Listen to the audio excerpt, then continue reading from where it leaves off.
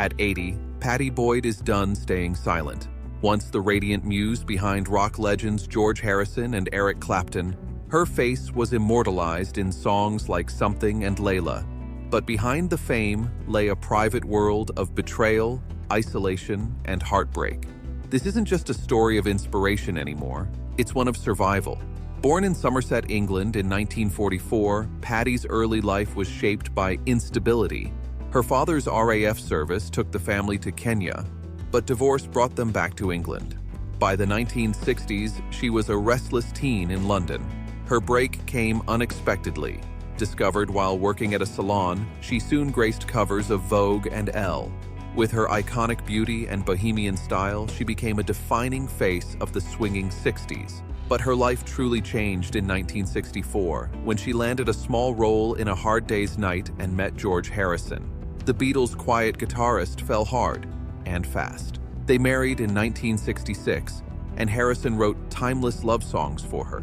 Even Sinatra called Something the best love song of the last 50 years. But fame came with a price. Harrison's spiritual pursuits and infidelities left Pattie feeling abandoned. She quit modeling for him, only to find herself sidelined, trapped in the shadow of a legend. Into that loneliness stepped Eric Clapton. Clapton, George's close friend, was obsessed. By the late 1960s, he was already a guitar icon. But behind his success, he pined for Pattie, confessing his feelings in a haunting anonymous letter and pouring his pain into the legendary track, Layla. His music was a cry of love and desperation. Pattie later admitted it broke her. The realization that I had inspired such passion, I could resist no longer. As her marriage with Harrison fell apart, Clapton's devotion became impossible to ignore. What followed was one of rock's most famous love triangles, rife with passion, pain, and the unraveling of friendships. By the early 1970s, the fairy tale was falling apart. Pattie Boyd's marriage to George Harrison, once the golden union of rock royalty, was unraveling. What began in the glow of Beatlemania had soured into emotional distance, betrayal, and silence. At home, loneliness was matched by heartbreak. Harrison's flirtations became open affairs. The most painful betrayal? His affair with Maureen Starkey, Ringo Starr's wife. Boyd recalled discovering Maureen at their home, Friar Park, lying casually on a mattress, while Harrison brushed it off. It was her breaking point, a moment of humiliation that never fully healed. Meanwhile, Eric Clapton was done hiding his obsession. In 1970, he confronted Harrison directly. "I have to tell you, man, I'm in love with your wife." Harrison responded with calm sarcasm, as if surrendering to a truth he already knew. The tension exploded musically. Actor John Hurt later described a guitar duel between Harrison and Clapton, a jam session pulsing with rivalry and repressed emotion. Boyd said it wasn't as dramatic as the stories suggest, but confirmed. Any anger from George only came out when he played guitar with Eric. By 1974, she had enough. The marriage was hollow, eroded by neglect and pain.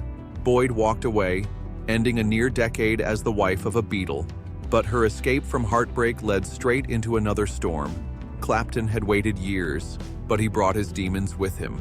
After her separation, Boyd and Clapton became a couple, officially marrying in 1979 in Tucson, Arizona.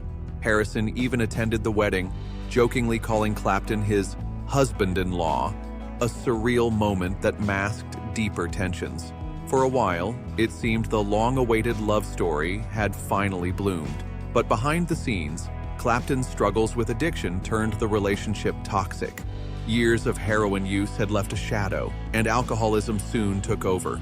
His drinking, mood swings, and unpredictable behavior left Boyd in a state of emotional turmoil.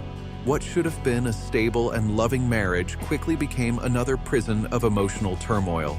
Both Clapton and Boyd longed for children, turning to in vitro fertilization, but repeated failures left Boyd devastated. The process was humiliating and exhausting, a silent grief she carried alone. Meanwhile, Clapton's betrayals cut even deeper. In 1985, Boyd discovered Clapton had fathered a daughter, Ruth, with a recording studio manager while she was struggling with IVF. A year later, he had another child, Connor, with Italian actress Lori Del Santo, still married to Boyd. The betrayals felt like cruel mockery. She desperately tried to build a family with the man she loved, while he secretly fathered children with others.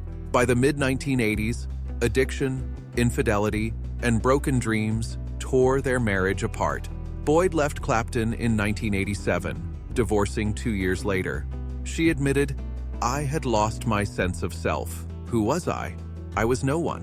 Leaving wasn't just ending a marriage, it was reclaiming her identity. After years in the shadows of rock legends, Boyd sought therapy to heal from pain and betrayal. Slowly, she rebuilt her self-worth. Photography, once a private passion, became her lifeline. Drawing from her rock world experience, she captured intimate moments, including her own journey. Her work gained acclaim in London and beyond, establishing her as an artist in her own right. Writing also became a form of freedom. In 2007, Boyd released her memoir, Wonderful Tonight: George Harrison, Eric Clapton, and Me. The book was a bestseller, praised for its raw honesty. For the first time, she revealed the realities behind the glamour, the infidelities, loneliness, pain, and rare moments of genuine love. Fans were shocked, but the memoir was her way of reclaiming her voice after decades of silence. By her 70s, Boyd had found peace outside the rock mythology that once defined her. In 2015, she married Rod Weston, a longtime friend and property developer, in a quiet ceremony. Unlike her previous marriages, this one was grounded in companionship, respect, and calm. After years living behind the songs, Pattie Boyd finally began telling her own story. Now, at 80, she speaks with the clarity of someone who has survived decades of passion, pain, and heartbreak, revealing the untold truth behind the muse. The glamour of her rock muse years has faded, replaced by the harsh reality of what they truly cost her. Boyd admits life with Eric Clapton was far from the romantic dream. It was filled with addiction, betrayal, and neglect. While she faced the heartbreak of failed IVF treatments, Clapton secretly fathered children with other women. The betrayal cut deeply, mocking her most vulnerable wounds. But Boyd's story is not one of pity. It's one of reclaiming her voice. Through her memoir, art, and interviews, she's shattered the myths of effortless glamour, revealing the loneliness and pain behind Layla and Wonderful Tonight. Despite everything, Boyd has rebuilt her life, finding peace with her third husband, Rod Weston, and earning respect as a photographer and cultural figure. At 80, Pattie Boyd stands not as a muse, but as a survivor who has finally told her unfiltered, painful truth.